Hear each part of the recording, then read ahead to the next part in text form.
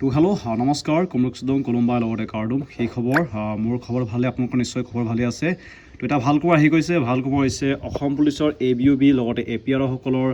vacancy যোনটো ইতিমধ্যে result আহি গৈছে PET লগতে এতিয়া বৰ্তমান হ'ব পৰীক্ষা যোনটো ৰিটেন টেষ্ট হ'বলগীয়া আছে ইয়াৰ কাৰণে এডমিট কাৰ্ড আহি গৈছে আপোনালোকে ইয়াতে দেখিব লিংক এক্টিভ হৈ গৈছে এডমিট কাৰ্ডৰ ইয়াতে আপোনালোকে দেখিব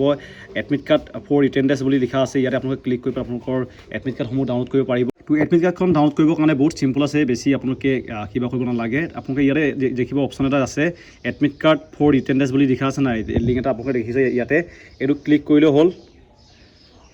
তাৰপিছত এইটো আপোনালোকে দেখিব ইয়াতে আপোনালোকে ওলাই গৈছে এতিয়া আপোনালোকে দেখিব যেন ইয়াত কি লিখিব লাগে আপোনাক জনাই দিছোঁ তো প্ৰথমে আপোনালোকৰ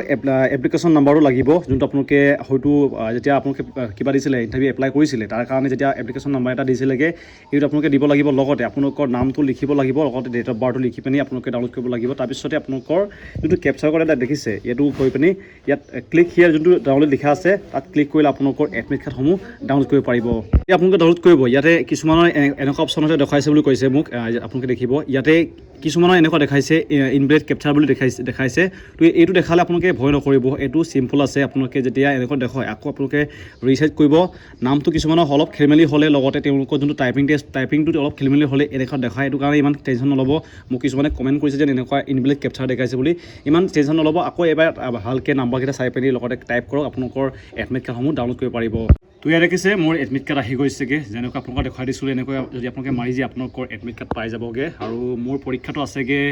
যোৰহাটত আমাৰ অলপ দূৰত পৰিছেগৈ আগতে আমি শিৱসাগৰতে দিছিলোঁ কিন্তু এবাৰ অলপ দূৰত পৰিছে পৰেশ্বৰী যোৰহাটতে হৈছিলে কিন্তু আছাম পুলিচ আগতে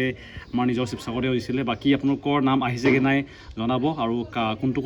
বিভাগৰ কাৰণে আপোনালোকে পৰীক্ষা দিব তাৰপিছতে যিমানখিনি পৰীক্ষাৰ কাৰণে কোৱালিফাই নহ'ল তেওঁলোকক এটা জনাম যে যোৱাকালি আপোনালোকে ইতিমধ্যে ভিডিঅ' পাইছে যেন CM ছাৰে কৈছে যেন ভেকেঞ্চি আকৌ আহিব 2 মাহৰ পিছতে এইটো কাৰণে যাৰ নাম বৰ্তমান অহাগৈ নাই তেওঁলোকে পঢ়া শুনা কৰি থাকক লগতে ৰানিং ভালকৈ কৰক এইবাৰ আপোনালোকৰ নাম আহি যাব লাগে লগতে